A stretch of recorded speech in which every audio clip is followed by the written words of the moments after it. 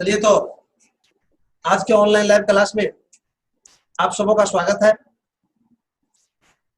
मैं बता दूं आप लोग को कि कल हमने 10th ज्योग्राफी के इकाई 2 का कुछ पॉइंट पढ़ाए थे और आज शेष पॉइंट हम पढ़ाएंगे। मैं आपको बता दूं आज का पॉइंट होगा आपका भारत में कृषि भूमि का उपयोग। लिख लीजिए ऊपर में।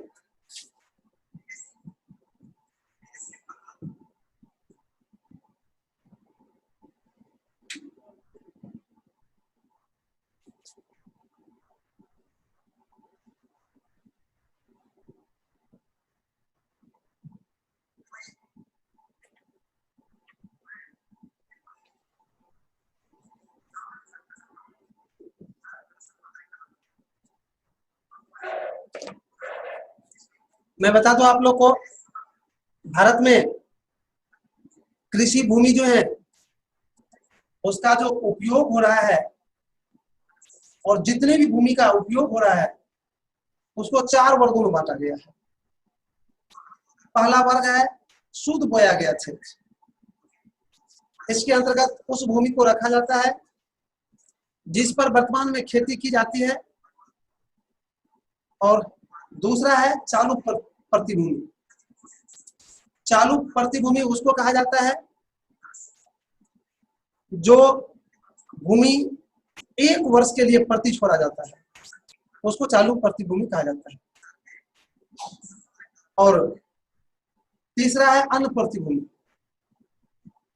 अन्य प्रतिभूमि उसको कहा जाता है जिस पर 5 वर्ष से अधिक दिनों से खेती नहीं किया गया, उसको अन्य प्रतिभूमि कहा जाता है। और चौथा है कृषि योग्य व्यर्थ भूमि, अर्थात वैसा भूमि जिस पर कृषि कार्य किया जा सकता है लेकिन वर्तमान में कृषि कार्य उस पर नहीं किया जा रहा है, उसको कहा जाता है कृषि योग्य व्यर्थ भूमि। इस तरह से भारत में कृषि उपयोग में आने वाली भूमि को 4 वर्गों में बांटा है। इन चारों को आज एक एक करके हम पढ़ाएंगे। भारत में कृषि योग्य भूमि के अंतर्गत 4 तरह की भूमि को शामिल की जाती है। एक नंबर में लिखिए शुद्ध बोया गया क्षेत्र।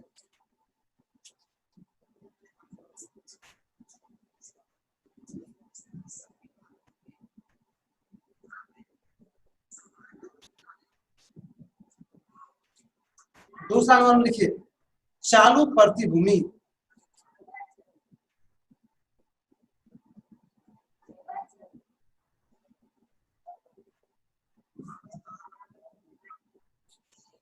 तीसरा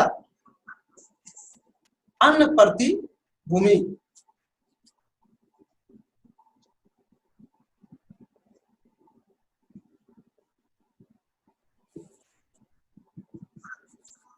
चौथा कृषि योग्य व्यर्थ भूमि।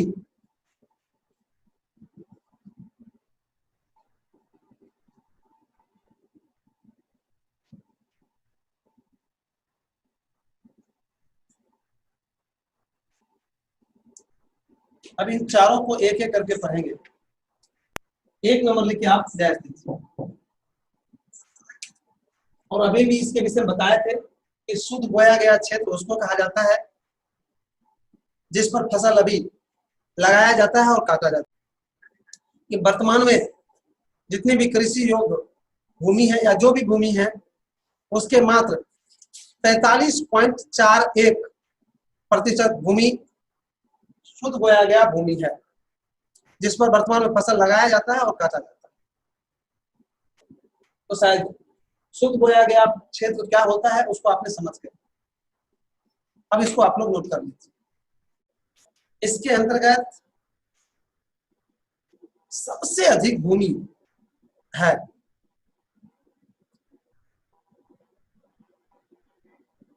2002 में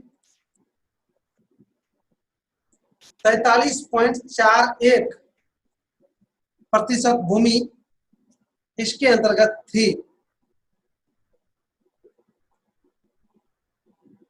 इसके अंतर्गत उस भूमि को रखी जाती है जिस पर फसल लगाई और काटी जा रही है। अब ये चालू पड़ती भूमि लिख के डैश दीजिए, एक बार सुन लीजिए इसके विषय। चालू पड़ती भूमि किसको कहा जाता है वो सुन लीजिए मेरे भाई।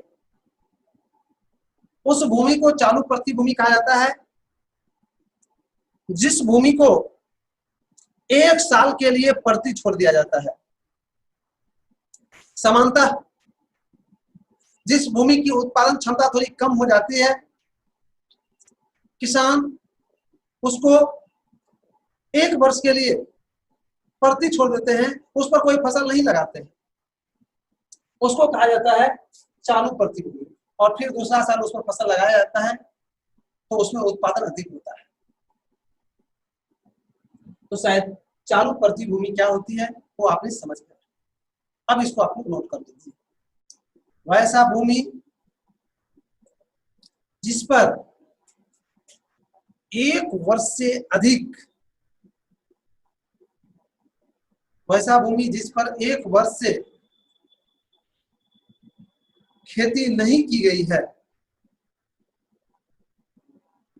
उसे चालू पड़ती भूमि कही जाती है।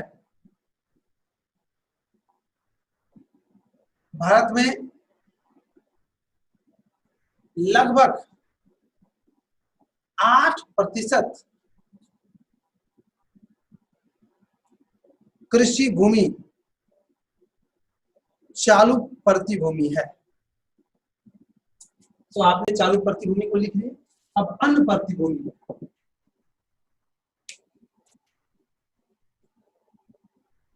एक बार इसको भी समझ लीजिए। अन्य पड़ती भूमि किसको कहा जाता है? अन्य पड़ती भूमि उसको कहा जाता है जिस पर 5 वर्ष से खेती नहीं किया गया है, उसको कहा जाता है अन्य पड़ती भूमि। देखिए, वैसा भूमि जिस पर 5 वर्ष से खेती नहीं की गई है उसे अन्य पड़ती भूमि कही जाती है। कुल मिला भारत में 3.82% भूमि अन्य पड़ती भूमि है।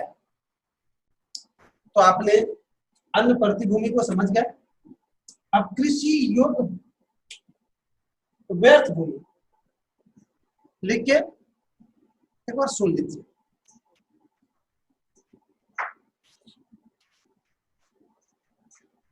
कृषि योग्य व्यर्थ भूमि मेरे भाई, उस भूमि को कृषि योग्य व्यर्थ भूमि कही जाती है जिस पर खेती की जा सकती है लेकिन वर्तमान समय में खेती उस पर नहीं हो रही है। इसका कई कारण होता है। उस भूमि को उपयोग करने का तकनीक नहीं है या जरूरत नहीं है, तो उस भूमि को कहते हैं कृषि योग्य व्यर्थ भूमि। तो आपने कृषि योग्य व्यर्थ भूमि को समझ गए। अब आप इसको नोट कर लीजिए। देखिए, वैसी भूमि जिसमें फसल उत्पादन की क्षमता उपस्थित है लेकिन उस पर अभी खेती नहीं की जा रही है, उसे कृषि योग्य व्यर्थ भूमि कही जाती है। भारत में 4.41% भूमि कृषि योग्य व्यर्थ भूमि है।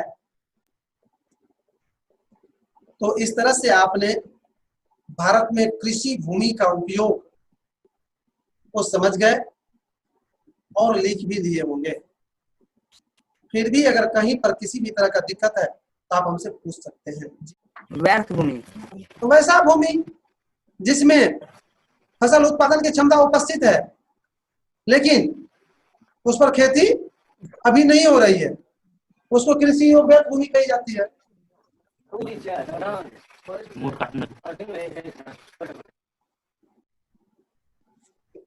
चलिए, तो अच्छी बात है कि आप लोग को इसमें किसी भी तरह की समस्या नहीं थी। अब हम अगले पॉइंट की ओर बढ़ते हैं। अगला पॉइंट है आपका सस्य गहनता।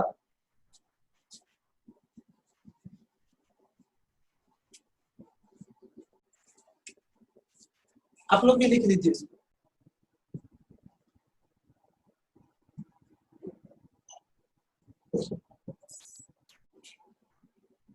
एक बार पेन नीचे कीजिए और सुन लीजिए सस्य गहनता क्या है। ध्यान से सुनिएगा। सस्य गहनता, मेरे भाई, एक वर्ष के अंदर खेत में जो फसल लगाते हैं और फसल कितनी बार लगाते हैं, वही लगाने की संख्या जो है सस्य गहनता कहलाते हैं। अर्थात एक वर्ष के अंदर एक खेत में फसल जितनी बार लगाई जाती है उसी की गिनती को सस्य गहनता कहा जाता है। अब इस बार ठीक से बोल दिया मैंने। हर क्षेत्र की सस्य गहनता अलग अलग है। कहीं पर तो एक वर्ष के अंदर एक ही फसल लगाए जाते हैं, कहीं पर 2 फसल लगाए जाते हैं, कहीं पर 3 फसल लगाए जाते हैं, और कहीं कहीं तो 4 फसल लगाए जाते हैं। तो जहां 4 फसल लगाए जाते हैं, इसका मतलब हुआ कि वहां की सस्य गहनता अधिक है। तो शायद आप सस्य गहनता को समझ गए होंगे। अब इसको आप लोग नोट कर लीजिए। सस्य गहनता का तात्पर्य एक निश्चित क्षेत्र में एक वर्ष में की जाने वाली फसलों की संख्या से है। अर्थात एक वर्ष में एक ही कृषि क्षेत्र पर उगाई जाने वाली फसलों की संख्या को सस्य गहनता कही जाती है। पैराग्राफ चेंज कर दीजिए बस थोड़ा सा। सस्य गहनता को निकालने का सूत्र,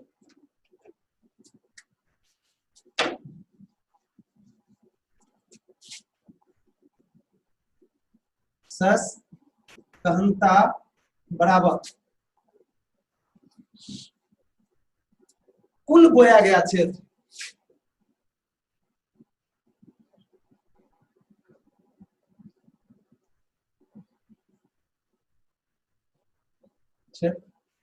बटे शुद्ध बोया गया क्षेत्र।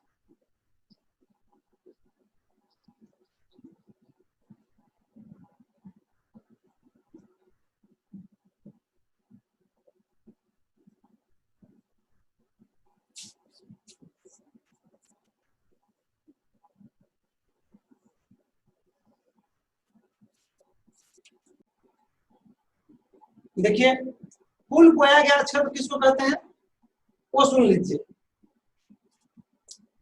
कुल बोया गया क्षेत्र का मतलब हुआ, मान लीजिए कि आपके पास, पहले यहां से चलते हैं, शुद्ध बोया गया क्षेत्र। शुद्ध बोया गया क्षेत्र उसको कहते हैं जितना आपके पास जमीन है। मान लीजिए 1 बीघा जमीन है और उस पर आप फसल लगाते हैं, तो शुद्ध बोया गया क्षेत्र कितना हुआ? 1 बीघा खेत। और कुल बोया गया क्षेत्र मतलब हुआ कि 1 बीघा खेत पर आप कितना बार फसल लगाते हैं। मान लीजिए अगर 2 बार फसल लगाते हैं एक वर्ष में, तो कुल बोया गया क्षेत्र हो जाएगा 2 बीघा। क्योंकि 1 बीघा पर 2 बार फसल लगाए, तो कुल बोया गया क्षेत्र हो गया 2 बीघा। अगर 3 बार फसल लगाइएगा तो 3 बीघा हो जाएगा। तो शायद आप शुद्ध बोया गया क्षेत्र और कुल बोया गया क्षेत्र समझ गए। मैं कल आप लोग को ये पूछूंगा, क्लास शुरू होते ही, शुद्ध बोया गया क्षेत्र और कुल बोया गया क्षेत्र में क्या अंतर है, जरूर पूछेंगे। अब मैं आज अगले पॉइंट की ओर नहीं बढ़ पाऊंगा क्योंकि आपका समय समाप्त हो रहा है, अतः आज के क्लास को यहीं पर विराम देना पड़ेगा।